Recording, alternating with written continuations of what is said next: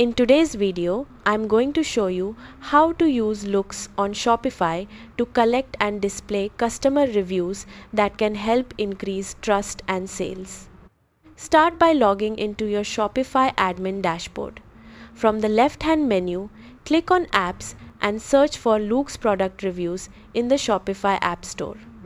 Once you find Loox, click Install and follow the prompts to add it to your store. After installation, choose a plan that fits your needs and complete the setup wizard.